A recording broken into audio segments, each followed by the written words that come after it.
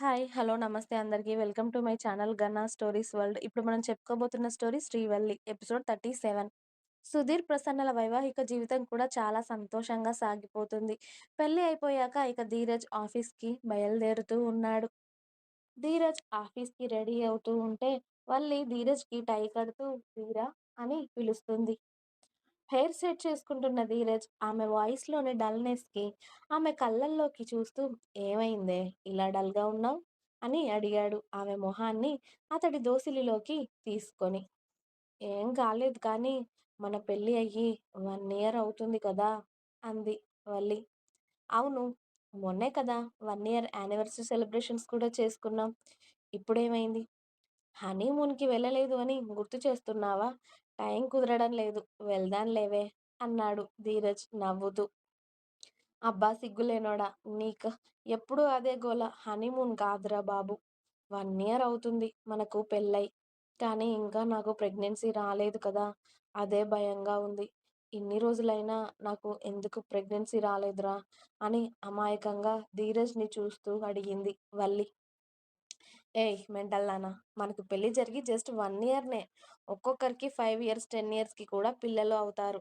మనకేదో ఇప్పుడే పాతికేళ్ళు అయినట్టు అలా అంటున్నావేంటే? జస్ట్ 1 ఇయర్‌కే పిల్లలు కావాలా? ఇంకా మనం బోలెడు లైఫ్ ఎంజాయ్ చేయాలి. అయితే మనం దాన్ని ఆపలేం కదా! ఖచ్చితంగా అవుతారు అయ్యే టైంలో. దానికి నువ్విలా బాధపడుతున్నావా? అందుకే 1 వీక్ నుండి డల్‌గా ఉంటున్నావా ఈ విషయం గురించైనా? అని అడిగాడు ధీరజ్ భార్యని హత్తుకొని. హ్మ్. అంటే భయమేస్తుందిరా. అంటుంటారు కదా! కాస్త లేట్‌గా అయితే ఇంకా చాలా లేట్ అవుతారు పిల్లలు అని. అందుకే భయమేసి నీతో చెప్పుకుంటున్నాను. పోనీ ఒకసారి హాస్పిటల్‌కి వెళ్దామా? అని అడిగింది వల్లి. ఇలా పిచ్చి పిచ్చిగా వాగి తన్నులు తినకే. మనకేం వయసు అయిపోలేదు. ఇప్పుడే పిల్లలవ్వడానికి. అయ్యే టైంలో వాళ్ళే అవుతారు అని చెప్తున్నాను కదా! మళ్ళీ ఎందుకు ఇలా పిచ్చిగా వాగుతావు? ఎవరైనా నిన్నేమైనా అన్నారా? అని అడిగాడు ధీరజ్ వల్లి చెంప మీద చెయ్యి వేసి. ఏ అలా ఏం లేదు ధీరా. కానీ నాకే అలా అనిపిస్తుందిరా. పిల్లలు కావాలి అని ఉంటుంది కదా! ఏ అమ్మాయికైనా. నేను కూడా 1 ఇయర్ అయ్యేసరికి ఇంకా మనకు పిల్లలు అవ్వలేదు కదా! అందుకే అడిగాను తప్పితే నన్నెవరు ఏమీ అనలేదు ధీరా. నాకు కూడా ఆశగా ఉంటుంది కదా! మన పిల్లల్ని చూసుకోవాలి అని. అందుకే హాస్పిటల్‌కి వెళ్దాం అంటున్నాను. ఏమో నాలో ఏదైనా ప్రాబ్లమ్ ఉంటే మెడిసిన్ ఇస్తారు కదా! అందుకే అడుగుతున్నా అంది వల్లి. ఏం ప్రాబ్లమ్ అయ్యుండదు. నువ్విలాంటి కంగారులు, భయాలు పెట్టుకోకు. సరేనా? ఖచ్చితంగా ప్రెగ్నెన్సీ వస్తుంది నీకు. నైటు నన్ను వద్దు, వద్దు అని పక్కన పెట్టేయకుండా ఖచ్చితంగా వస్తుంది. ఎప్పుడు చూడు నన్ను పక్కకి నెట్టేసి అటు వెళ్లి ముడుచుకొని పడుకోవడమే. ఇక ఎలా వస్తుందే ప్రెగ్నెన్సీ? అందుకే ఇక నుండి నాకు అడ్డు చెప్పకే. అప్పుడు చూడు వెంటనే నీకు ప్రెగ్నెన్సీ వస్తుంది అని నవ్వాడు ధీరజ్. రేయ్! నైట్ నుండి మార్నింగ్ వరకు నేను వద్దు అన్నా నువ్వు ఆపుతావా? పైగా నేనేదో నీకు అడ్డు చెప్పినట్టు బిల్డప్ ఇస్తావు. అసలు మార్నింగ్ వరకు నన్ను పడుకోనిస్తావా నువ్వు? రాత్రి నుండి ఉదయం వరకు నిద్రపోకుండా అదేదో ఉద్యోగం చేసినట్టే చేసి, ఇప్పుడేమో మళ్ళీ నిన్ను దగ్గరికి రానివ్వలేదు అంటావేంట్రా సిగ్గులేనోడా! అని ధీరజ్‌ని కొడుతుంది వల్లి. సరే, సరే. నాకు ఆఫీస్‌కి టైం అవుతుంది. నువ్విలాంటి భయాలు ఏమైనా పెట్టుకుంటే తీసేయి వల్లి. ఏది ఎప్పుడు ఎలా జరగాలని ఉంటే అలానే జరుగుతుంది. నువ్విలా భయపడినంత మాత్రాన, హాస్పిటల్స్ తిరిగినంత మాత్రాన, మనం అనుకున్న వెంటనే ఏది జరిగిపోవు. అర్థమైందా? మనకు పెళ్లి జరిగి ఏం ఏళ్ళు అయిపోవట్లేదు. జస్ట్ 1 ఇయర్ అవుతుంది అంతే. నిన్ను పిల్లల కోసం ఇక్కడ నేను ఇబ్బంది పెట్టట్లేదు. మన ఇంట్లో వాళ్ళు కూడా ఎవరు ఇబ్బంది పెట్టట్లేదు కదా! నువ్వెందుకు అంత ఇది అవుతున్నావు? ఖచ్చితంగా కన్సీవ్ అవుతావు నువ్వు. సరేనా?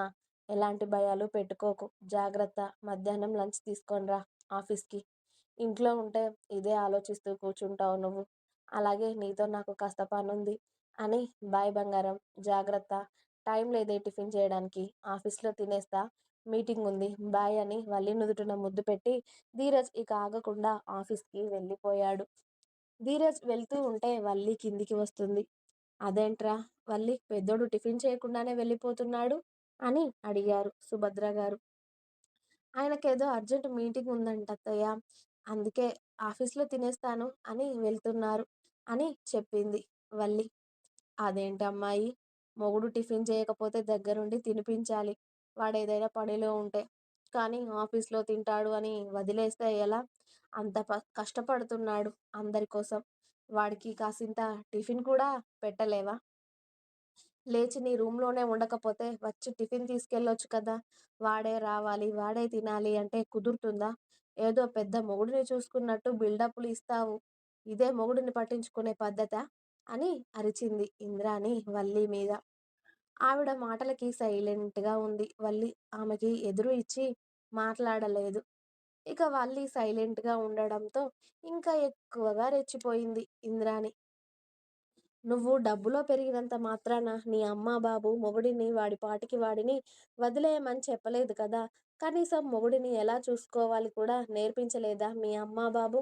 ఇదేనా నీకు మీ అమ్మ నేర్పించింది? ఇదేనా నీకు మీ అమ్మ చెప్పింది?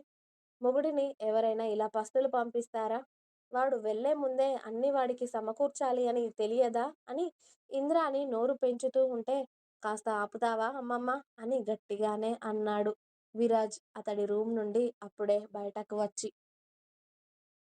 అతడి వాయిస్‌కి ఇంద్రాణి పక్కనే ఉండి అల్లిని తిడుతూ ఉంటే ఎంజాయ్ చేస్తూ టిఫిన్ తింటున్న మన్విత ఒక్కసారిగా ఉలిక్కిపడింది.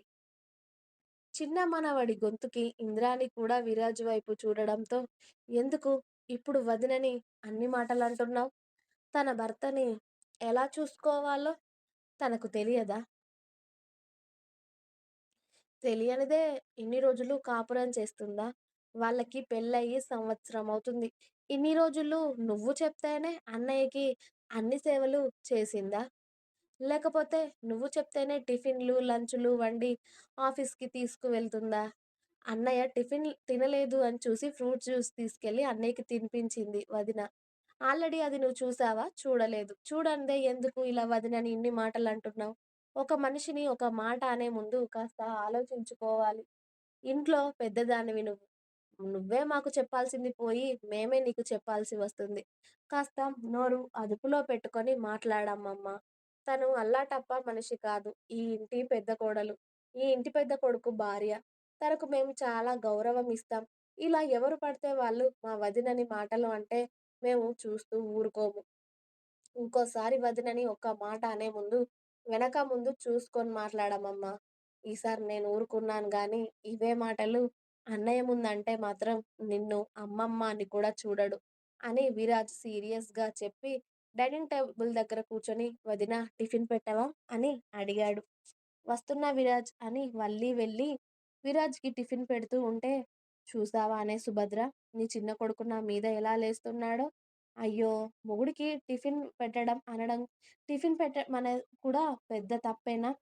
తనని అంటే చాలు వీడికి బాగానే పౌరుషం పొంగుకు వస్తుంది. కోడలికి ఇంట్లో మంచి చెడు కూడా చెప్పకూడదా నేను? అని మూతి ముడిచింది ఇంద్రాణి. ధీరజ్ టిఫిన్ తినడు అని తెలిసే వల్లి వాడికి ఫ్రూట్స్ తినిపించి, అలాగే జ్యూస్ కూడా ఇచ్చిందమ్మా. నువ్వెందుకు అంత తొందర పడుతున్నావు? ఏ రోజైనా వాడిని పస్తులు పెట్టిందా తను? వాడు వచ్చేదాకా తను తినకుండా ఉంటుంది. అలాంటిది వాడినెందుకు పస్తులుంచుతుంది? మన ఇంట్లో తిండికేమైనా కొదవ ఉందా? అన్నారు సుభద్ర గారు కూడా. కూతురు కూడా కోడలు వైపు మాట్లాడేసరికి ఇంద్రానికి కోపం వచ్చి ఇక నోరు మూసుకొని వచ్చి కూర్చుంది. ఎగరండ్రా ఎగరండి. అందరూ దాన్నే అంటే చాలా ప్రతి ఒక్కరికి పౌరుషం పొడుచుకొని వచ్చేస్తుంది. దాన్ని ఎలాగైనా చేసి ఇంట్లో నుండి వెళ్ళగొట్టి, నా మనవరాలికి ధీరజ్‌ని ఇచ్చి చేయకపోతే నా పేరు ఇంద్రాణియే కాదు అనుకుంది ముసల్ది గట్టిగా. ఇంకా ఉంది. మీకు నా స్టోరీస్ నచ్చినట్టయితే ప్లీజ్ లైక్ చేయండి, షేర్ చేయండి. అలాగే ఛానెల్‌ని తప్పకుండా కొత్త వాళ్ళందరూ సబ్స్క్రైబ్ చేయండి. ప్లీజ్ సబ్స్క్రైబ్ మై ఛానల్ 'గనా stories world'. Thanks for watching my video. Bye bye.